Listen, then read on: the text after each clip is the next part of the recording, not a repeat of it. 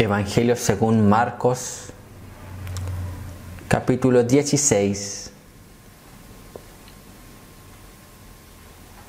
versículos 15 y 16, dice así: Y les dijo: Id por todo el mundo y predicad el Evangelio a toda criatura. El que creyere y fuere bautizado será salvo, mas el que no creyere será condenado. Hasta ahí vamos a orar. Padre Celestial, a través de Cristo Jesús, una vez más vamos delante de su presencia, pidiendo, Señor, que a través de la exposición de esta palabra, usted abra los corazones, abra el entendimiento, Señor, de los que van a oír este sermón, esta palabra. Y que no coloquen sus corazones duros, sino que sean corazones sensibles, abiertos a oír tu palabra, abiertos a recibir un consejo bíblico, Señor. Abre las mentes, quebranta toda estructura humana, Señor. Que nos podamos conformar a la imagen de Cristo, someter al modelo bíblico.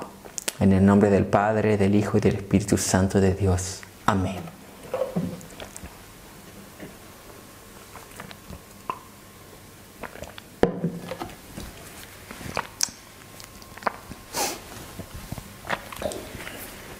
En este día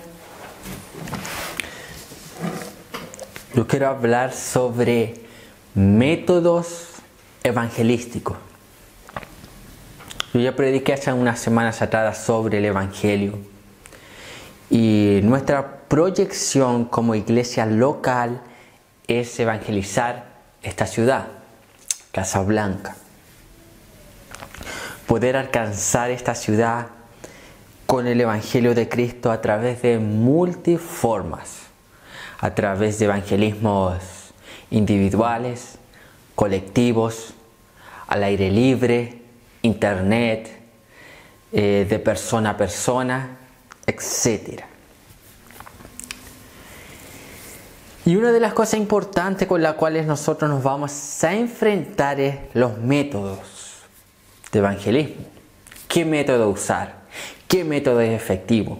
¿Cuál es la forma bíblica de evangelizar? ¿Cómo evangelizaron los apóstoles? ¿Cómo evangelizaron los grandes misioneros de los siglos pasados? ¿Cómo evangelizó Cristo? ¿Cómo evangelizó Pablo? Entonces es necesario que la iglesia conozca sobre métodos bíblicos de evangelismo. Yo quiero dividir esta predicación en dos ítems. Lo primero que vamos a abordar es los métodos errados de evangelismo. Los métodos errados, métodos equivocados, métodos antibíblicos. Entonces vamos a iniciar de inmediato con uno de los métodos antibíblicos. ¿Quién no ha oído este método o esta forma de evangelizar o abordar a un incrédulo? Diciéndole: Jesús te ama o Dios te ama. Esa es una forma bíblica de llegar a una persona a la cual nosotros queremos evangelizar. Esa no es una forma bíblica diciendo que Dios le ama.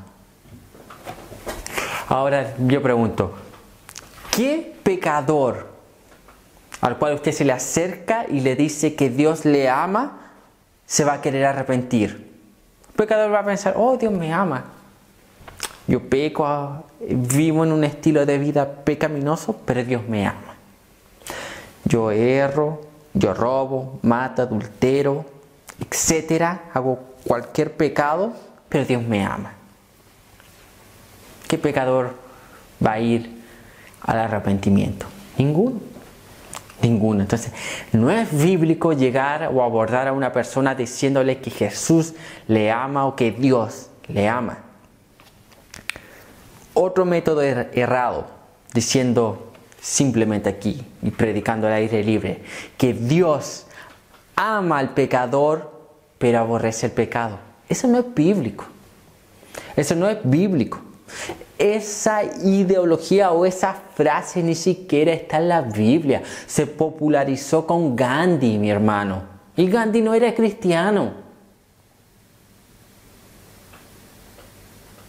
No es bíblico decir que Dios ama al pecador, pero aborrece el pecado.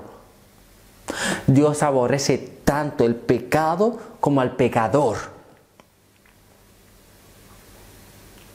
El libro de Proverbios, claro, al decir en el Salmo 5 que Dios aborrece a los hacedores de iniquidad.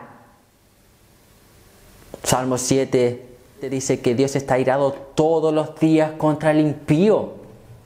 El apóstol Pablo, hablando a los corintios, dice que tales personas, ladrones, adúlteros, fornicarios, da una lista completa de que irán al infierno. Dios no solamente aborrece el adulterio, Él aborrece al adúltero, al que practica el pecado.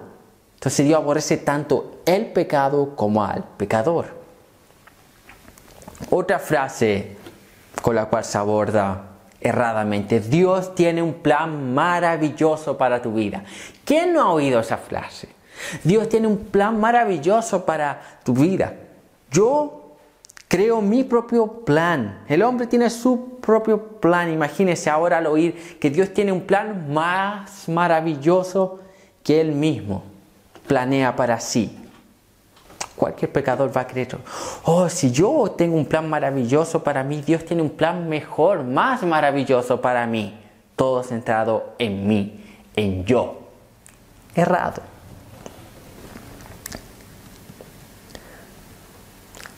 Cuarto, Dios puede darte una vida mejor.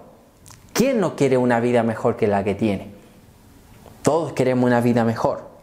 Ahora imagínese si usted le dice a un pecador: Dios quiere darte una vida mejor. El pecador va a querer esa vida mejor, pero no va a querer a Dios.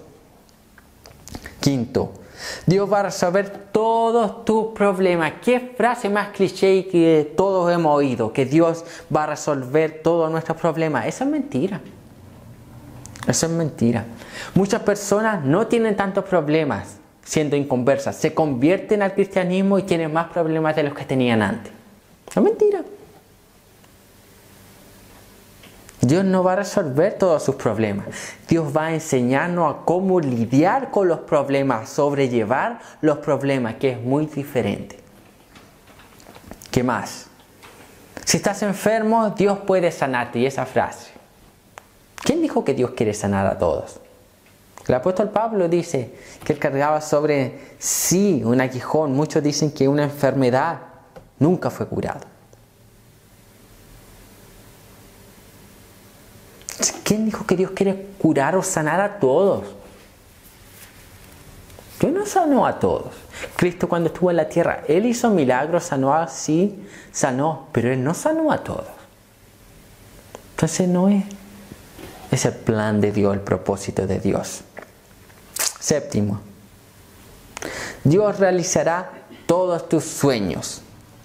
Otra frase: Dios realizará todos tus sueños. Dios no quiere realizar todos sus sueños, porque la mayoría de sus sueños son sueños egoístas, egocéntricos, que alimentan su orgullo y van en contra de la voluntad de Dios. Dios no va a hacer nada que no colabore para la salvación de Él. Octavo, Dios te hará feliz. Dios te hará feliz.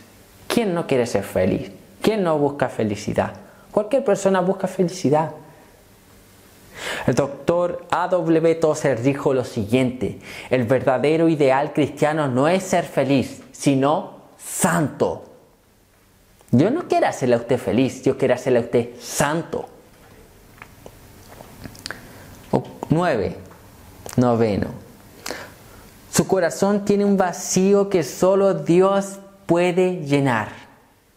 O sea, simplemente su corazón tiene un vacío que solamente Dios puede llenar. O sea, su vida es casi perfecta. Si no fuese por ese vacío que Dios quiere llenar, sería casi perfecta. Y Dios quiere llenar ese vacío para hacer su vida perfecta. Mentira. La vida entera del ser humano es un vacío sin Cristo. La vida entera del ser humano no es simplemente un vacío ahí en el corazón que necesita ser llenado. No, la vida entera del hombre es un vacío sin Cristo. No tiene rumbo, no tiene sentido sin Dios. Si tú abres tu corazón, Jesús entrará. ¿Quién dijo que Jesús quería habitar en ese corazón corrupto? ¿No es ahí donde de ahí proceden los adulterios, los asesinatos, la maldad? Engañoso es el corazón, dice Jeremías. ¿Quién dijo que Jesús quiere habitar en ese corazón? Que si usted le abre y Él va a entrar ahí para habitar, mentira. Ezequiel dice que Dios quiere sacar ese corazón y colocar un corazón de carne. Hacer un nuevo corazón. No habitar en ese corazón de pecado. Antibíblico. Esa no es una forma de evangelizar. 11. Usted tiene que buscar a Dios y pedirle que le ayude. ¿Quién busca a Dios? ¿Qué dice Romano? ¿Qué dice Pablo? Que el hombre es un aborrecedor de Dios. No hay quien busque a Dios, dice. No hay quien. Antibíblico. Antibíblico. Pedirle ayuda a Dios, antibíblico. Número 12, último. Y esta es más conocida, más practicada y va a traer problemas después. Va a traer problemas cuando el mensaje llegue a la internet. Repite una oración conmigo. Decirle a una persona, repite una oración conmigo. La típica oración del pecador o confesión de fe. Eso no es bíblico. Eso no es bíblico. Ese método no es bíblico. Es que yo no puedo juzgar porque no conozco la intención de los corazones de las personas que han realizado ese método. Son salvas. El método no es bíblico. Yo sé que personas han sido salvas repitiendo una oración, pero no han sido salvas por causa del método. Han sido salvas a pesar del método antibíblico que se le aplicó. Ha sido la gracia de Dios que ha operado, pero Dios no respalda ese método. Ese método es antibíblico. Dígame, ¿cuándo Jesús se paró y dijo, repitan después de mí una oración y serán salvos? Él dijo, arrepentíos y creed en el Evangelio. No dijo, repitan una oración. ¿Quién dijo que están tomando el Evangelio como cualquier porción mágica? Ahí haciendo una porción mágica, repite unas palabras, ate, desate. No, eso no es bíblico. Repetir una oración no salva a nadie. No es un método que Dios respalde, no es un método bíblico. Pedro jamás usó ese método. Muéstrame un versículo bíblico en el cual se utiliza aquel método. No hay ninguno. Romano, me van a citar Romanos 10. Está hablando de otra cosa. No está hablando, el contexto de Romanos 10 es totalmente diferente. Es evidencia de una fe genuina que ya fue salva. De una persona que ya fue salva no es para ser salvo, Romanos. Tiene una evidencia de alguien que es salvo en el contexto romano donde los cristianos estaban siendo perseguidos. Se estaba probando la fe y si alguien confesaba que Cristo era el Señor, con su boca estaba poniendo su cabeza bajo la espada o su cuerpo bajo crucifixión si no era ciudadano romano. Ese es el contexto de Romanos. A eso el apóstol Pablo se refiere a una fe verbalizada, una confesión de fe verbalizada. Profesar a Cristo con la boca. Eso, no repetir una oración. No se refiere a repetir una oración. El contexto es muy diferente. Y el contexto no es evangelístico. No es evangelístico. Y ese tipo de enseñanza, este tipo de métodos humanos, errados, antibíblicos, ha llenado a las congregaciones de falsos cristianos. Ha llenado a iglesias de falsos creyentes, de impíos, personas que se consideran ser salvas porque repitieron una oración. No, nunca pasaron por la fe salvífica y el arrepentimiento, nunca nacieron de nuevo. Ese tipo de método. A lo mejor muchos dicen, pero ¿por qué ser tan enfático con ese método de la oración del pecador? ¿Por qué atacarlo tanto? Porque ese método ha llevado y está llevando a millares de personas al infierno. ¿Cómo nos vamos a alzar la voz si un método antibíblico que transgrede la Escritura, que manda a millares de personas al infierno? Y nos vamos a quedar callados. ¿Cuál es el problema con estos métodos? El problema es el siguiente, es que todos estos métodos proclaman un evangelio antropocéntrico, egocéntrico, carnal y terrenal. ¿Por qué terrenal? Porque todos estos métodos es aquí y ahora. Dios te ama aquí y ahora. Dios quiere sanarte aquí y ahora. Dios te hará feliz aquí y ahora. ¿Dónde habla del futuro? ¿Dónde habla de una salvación escatológica? En ningún lado. ¿Dónde está la denuncia del pecado del hombre en estos métodos? ¿Dónde está la cruz de Cristo en estos métodos? ¿Dónde está el anuncio del tema central del Evangelio? La muerte, sepultura y resurrección de Cristo. ¿Dónde están? En estos métodos. Mire, escuche lo que dice el apóstol Pablo en 1 Corintios 15, del 1 al 4. Además os declaro, hermanos, que el evangelio que os he predicado, el cual también recibisteis, en el cual también perseveráis, por el cual asimismo si retenéis la palabra que os he predicado, sois salvos, si no creísteis en vano. Porque primeramente os he enseñado lo que asimismo recibí, que Cristo murió por nuestros pecados, conforme a las Escrituras, y que fue sepultado y que resucitó al tercer día conforme a las Escrituras. Estos métodos antibíblicos no tienen ninguna relación con el Evangelio de Jesucristo. No tienen ninguna relación. No tienen ninguna relación.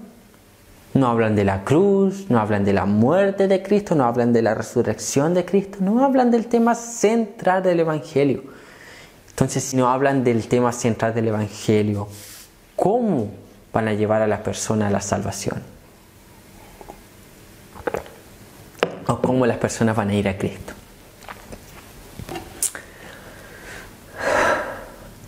Son métodos errados, métodos antibíblicos. Y lo que nosotros queremos hacer es un evangelismo bíblico. Entonces ahora vamos a ver algunos métodos bíblicos de evangelismo.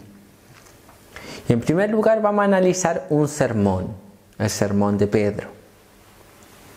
El contenido central del sermón de Pedro era Jesucristo, por lo cual su sermón era un sermón cristocéntrico, centrado en la persona de Jesús, el Cristo, el Mesías. Ahora vamos a ver el sermón de Pedro, en Hechos capítulo 2. Si quiere abrir, puede abrir Hechos capítulo 2. Veamos. Hechos capítulo 2, 16 dice así el sermón de Pedro.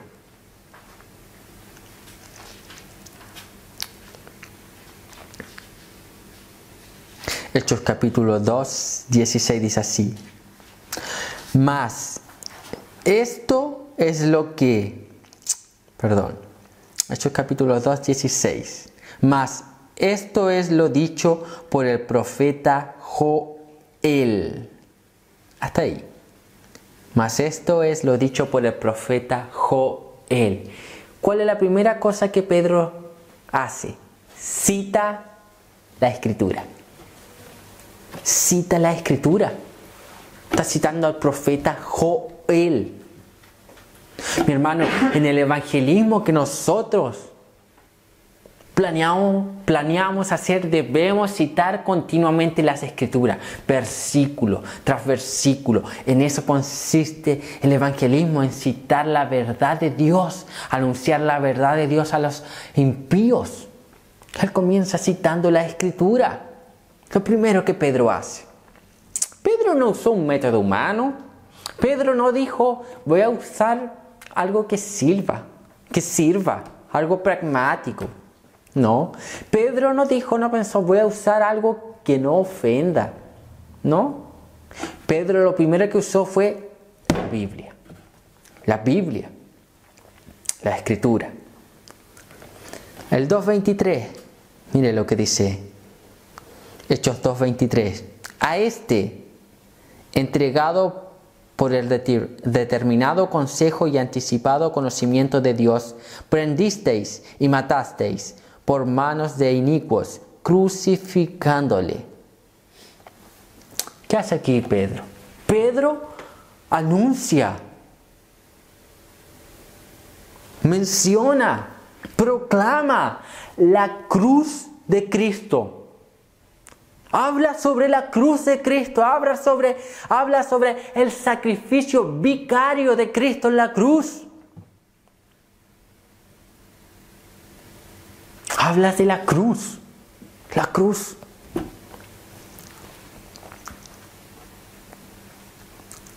Hechos 2.24.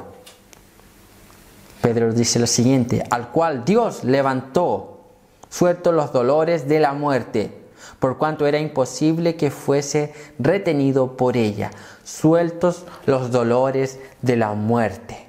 Pedro aquí habla sobre la muerte de Cristo. Un tema, dijimos, que es fundamental dentro del Evangelio hablar sobre la muerte de Cristo. Y Pedro aquí hace mención sobre la muerte de Cristo. Qué evangelismo más extraordinario de Pedro. Hechos 2.32 dice: a este Jesús resucitó Dios, de lo cual todos nosotros somos testigos. A este Jesús resucitó Dios. Pedro aquí hace mención sobre la resurrección de Cristo, lo cual también es fundamental dentro del Evangelio. La resurrección de Cristo. Pedro hace mención sobre la resurrección. Mire, muerte, resurrección de Cristo Jesús. ¿Qué más dice Pedro aquí? Hechos 2.36 dice así: sepa, pues, ciertísimamente toda la casa de Israel, que a este Jesús a quien vosotros crucificasteis, Dios le ha hecho Señor y Cristo. Anuncia, Pedro aquí está anunciando a Jesús como el Señor. Pedro aquí no está anunciando que Jesús es un camino más. Pedro aprendió lo que dijo Cristo: yo soy el camino y yo soy la verdad y yo soy la vida. Nadie viene al Padre sino por mí. Pedro está anunciando a Cristo como el único Señor. El único Señor. Curios o Kyrios. Adonai. Aquí está presentando a Cristo, a Jesús, como el Señor. Está hablando sobre el señorío de Cristo. Cristo no vino aquí para andar mendigando sobre, ay, acépteme en su corazón, por favor, denme una oportunidad, dale una oportunidad a Dios. No, Él vino a ser Señor, dice Pedro. Señor. Sexto, dice así el 36 también. 36, la parte que dice: a este Jesús a quien vosotros crucificasteis. A este Jesús a quien vosotros crucificasteis. Pedro aquí está denunciando el pecado del pueblo. Pedro está diciendo: ¿a quién? ¿Judíos? Dios el Padre ha hecho a este Jesús Señor ¿Y Cristo? Pero este Jesús que en vosotros, ustedes crucificaron, ustedes mataron, ustedes aprobaron, ustedes le condenaron, ustedes gritaron, crucifíquenle, crucifíquenle, es pecado suyo. Es así, Pedro en su sermón denuncia el pecado de los judíos, del pueblo de Israel. Nuestro evangelismo tiene que denunciar el pecado. Tal práctica es pecado. Eso de aquí es pecado. Robar es pecado. Mentir es pecado. Levantar falso testimonio, hablar de otras personas es pecado. Es pecado. Hechos 2:38 dice así: Pedro les dijo, arrepentíos y bautícese cada uno de vosotros en el nombre de Jesucristo para perdón de los pecados, y recibiréis el don del Espíritu Santo. Arrepentíos. Pedro llama a los pecadores al arrepentimiento. No existe evangelismo sin mencionar la palabra arrepentimiento, metanoia, cambio de mente. Un giro de 180 grados. No existe salvación sin arrepentimiento. No existe evangelismo sin mencionar sobre el arrepentimiento. La salida, el arrepentimiento. ¿Qué más? Dice Pedro en el 2:40, dice así: y con otras muchas palabras testificaba y les exhortaba, diciendo, sed salvo de esta perversa generación. Sed salvo de esta perversa generación. Anuncia una salvación escatológica, futura. Anuncia una salvación futura. No solamente algo aquí y ahora, sino algo futuro, algo mejor. No ignorando el sentido futurístico de la salvación. Sí, es importante hablar sobre la salvación, hablar sobre el cielo, la vida eterna, la inmortalidad, el aspecto futuro de la salvación. Vamos a ir a Juan capítulo 4. Y vamos a aprender a evangelizar como el Maestro evangelizó, como Jesucristo evangelizó. Vamos a ir al 4, del 7 al 10. Dice así: Vino una mujer de Samaria a sacar agua, y Jesús le dijo, dame de beber, pues sus discípulos habían ido a la ciudad a comprar de comer. La mujer samaritana le dijo, ¿cómo tú, siendo judío, me pides a mí de beber? ¿Que soy yo mujer samaritana? Porque judíos y samaritanos no se tratan entre sí. Respondió Jesús y le dijo, si conocieras el don de Dios, ¿a quién es el que te dice? ¿Y quién es el que te dice, dame de beber? Tú le pedirías y él te daría agua viva. Nótese, aquí Jesús dice lo siguiente, dame de beber. Comienza Jesús hablando de la samaritana. La samaritana estaba sacando ahí, esperando para sacar agua de un pozo, y Jesús le pide agua, dame de beber. Luego en el final del versículo Jesús le dijo, si conocieras el don de Dios, quién es el que te dice, dame de beber? Tú le pedirías y él te daría agua viva. ¿Qué principio aprendemos aquí? Jesús pasa de lo natural a lo espiritual. Jesús comienza una conversa cotidiana, hablando de agua. Tengo sed, dame de beber, y ahí natural comienza ahí. Algo cotidiano, acercándose a cualquier persona, cualquier día, cotidiano, agua. Era común, la samaritana siempre asistía al pozo a buscar agua. Llega ahí Jesús, le dice, dame de beber. Y ahí comienzan a hablar. Y después le dice, si supieras quién te habla. pedirías agua y Él te daría agua viva. Entonces pasa de lo natural a lo espiritual.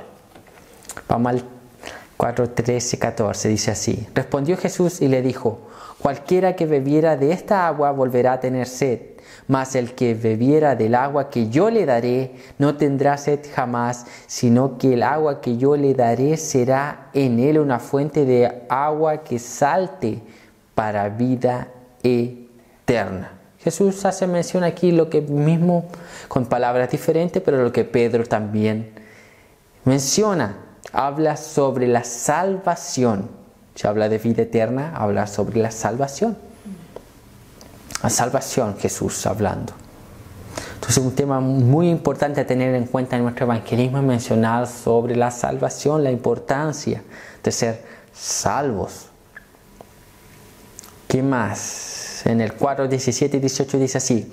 Respondió la mujer y dijo: no tengo marido. Jesús le dijo: bien has dicho, no tengo marido, porque 5 maridos has tenido, y el que ahora tienes no es tu marido. Esto has dicho con verdad. Tercero, sutilmente Jesucristo denuncia el pecado de la mujer samaritana. Cuando Jesús le pregunta o le dice: llama a tu marido. La mujer responde: que no tiene marido, porque estaba con alguien que ya no es su marido. Ya era él, había tenido 5 maridos anteriormente. Entonces Jesús aquí con sutileza denuncia el pecado de la mujer. Le está haciendo ver a la mujer que está en pecado. Entonces nosotros también ser sabios, sutiles y precisos para denunciar el pecado sutilmente con la persona, para que la persona se dé cuenta de lo que está practicando. Cuarto, Juan 4:23 y 24 dice así: mas la hora viene y ahora es cuando los verdaderos adoradores adorarán al Padre en espíritu y en verdad, porque también el Padre tales adoradores busca que le adoren. Dios es espíritu, y los que le adoran en espíritu y en verdad es necesario que adoren. Dios es espíritu. Jesucristo hace mención sobre qué atributos de Dios. Dice: Dios es espíritu, es un atributo. Dios es incorporal, inmaterial. No se puede tocar porque es espíritu, ruaj, neuma. Dios es espíritu. Hace mención sobre los atributos de Dios. Y es por eso que nosotros, cuando hicimos la serie de evangelismo, hablamos las primeras 2 predicaciones sobre atributos de Dios. Importante conocer los atributos de Dios, porque ellos van a mostrar, si nosotros mostramos que Dios es santo, la misma santidad de Dios deja en evidencia que el hombre es pecador. Si mostramos que Dios es justo, la misma justicia de Dios deja en evidencia que el hombre es injusto, y así con varios atributos de Dios. Quinto, el 25 y 26 dice así: le dijo la mujer: sé que ha de venir el Mesías, llamado el Cristo. Cuando Él venga, nos declarará todas las cosas. Jesús le dijo: yo soy el que habla contigo. Jesús se da a conocer como Mesías, como Salvador, como Señor. Aquí, lo mismo que Pedro. Pedro lo reconoce aquí mismo. Jesús se da a conocer quién Él es. Se dé a conocer a Cristo. Hable de Cristo, del señorío de Cristo, la salvación de Cristo. Primera de Timoteo 1:8 dice así, y esto es para que nosotros utilicemos este método, y que está en el sermón de Pedro, está en el sermón de Jesús. Pero sabemos que la ley es buena si uno la usa con legitimidad. Gálatas 3:24 dice: de manera que la ley ha sido nuestro ayo para llevarnos a Cristo, a fin de que fuésemos justificados por la fe. La ley es el ayo, el tutor, el medio, el cual nos guía hacia Cristo. La ley. Aquí, por ejemplo, la ley tiene 10 mandamientos para evangelizar. 10 mandamientos. Utilizaremos uno. No matarás. No matarás. Si usted evangeliza a un pecador y llega al pecador, le muestra. Se pregunta. Se le acerca y dice, hay un mandamiento que dice no matarás. ¿Usted ha matado alguna vez en su vida? El pecador va a decir, a lo mejor no. Pero la Biblia también dice que aquel que odió a su hermano, aborreció a su hermano, a alguien, a su prójimo, semejante, ya se convirtió en un homicida. Pregunte si ha hecho eso. Todo ser humano ha hecho eso. Y ya quebrantó un mandamiento. No adulterarás, dice la Biblia. A lo mejor puede decir que no, pero Jesús dijo, aquel que miró a una mujer, o en este caso también a un hombre, lo miró con codicia, ya adulteró en su corazón. Ya adulteró, ya quebranta 2 mandamientos, y así no hurtarás y otros mandamientos. Utilizando la ley de Dios para evangelizar.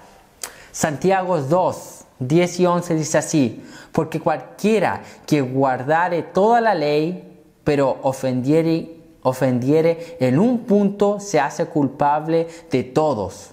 Porque el que dijo, no cometerás adulterio, también ha dicho, no matarás. Ahora bien, si cometes adulterio, pero matas, ya te has hecho transgresor de la ley. Quien quiebra un solo mandamiento, quebranta la ley completa, porque la palabra de Dios es una unidad. Unidad, mi hermano. Entonces, el propósito, nótese. Y es por eso que Pablo a los Gálatas dice que la ley es el ayo que me guía a Cristo, porque la ley deja al hombre condenado. Vea lo que dice Romanos 3:19.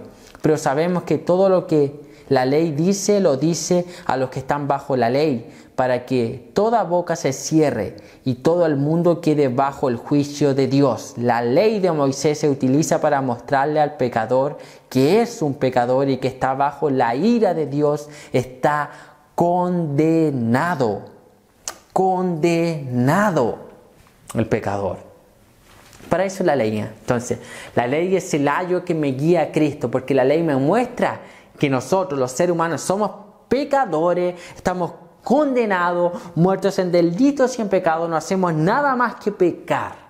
Y entonces necesitamos salir de aquella esclavitud de pecado. ¿Y cómo vamos a salir? No podemos salir por nosotros mismos, necesitamos de un Salvador. ¿Cuál es el Salvador? Jesucristo, quien pagó por nuestros pecados en la cruz del Calvario. Entonces por eso es la ley, es el ayo, el tutor, el medio que me guía a Cristo. Porque la ley me deja condenado y me hace ver que necesito de un Salvador, el cual es Cristo Jesús. Romanos 6:23 dice así, porque la paga del pecado es muerte. Hasta ahí. Finalmente, cuando el pecador reconoce que es un pecador y que está condenado, recién comenzamos a hablar del Evangelio. Nótese que aquí el texto dice, porque la paga del pecado es muerte. Cuando nosotros le hacemos entender a un pecador y un pecador abre el entendimiento, porque el Espíritu Santo está operando a través de la exposición del Evangelio, y se abre ese entendimiento y el pecador entiende que la paga del pecado es muerte, que está bajo la ira de Dios, que está condenado, que Dios está ahí con su espada a punto de ser desenvainada, a derramar la justicia, la ira del Dios Todopoderoso sobre él. Y ese pecador reconoce que está perdido y que necesita de un Salvador. Recién ahí se cumple la segunda parte del texto. Mas la dádiva de Dios es vida eterna en Cristo Jesús. Ahí yo comienzo a exponer el Evangelio, la buena noticia, que Jesús fue muerto, sepultado, Él venció la muerte, Él da una chance para ser perdonado. Él es el rescatador, el salvador del hombre. Entonces cuando yo expongo correctamente la ley de Dios, dejo en evidencia al pecador que está bajo la justa ira de Dios y el pecador comienza a reconocer que necesita un Salvador, yo comienzo a hablar que la dádiva de Dios es vida eterna en Cristo Jesús, Señor nuestro. Que hay un presente. Por gracia podéis ser salvos a través de la fe. Comienzo a hablar. Entonces hay una exposición, hay una coherencia en el evangelismo, debe haber una coherencia en el evangelismo. Y esto es lo que nosotros debemos mencionar en nuestro evangelismo. Eso. No existe un método perfecto, no existe un método ingenioso, algo extra bíblico. Es que yo tengo una nueva idea de evangelismo. No. Simplemente la escritura, exponer las escrituras.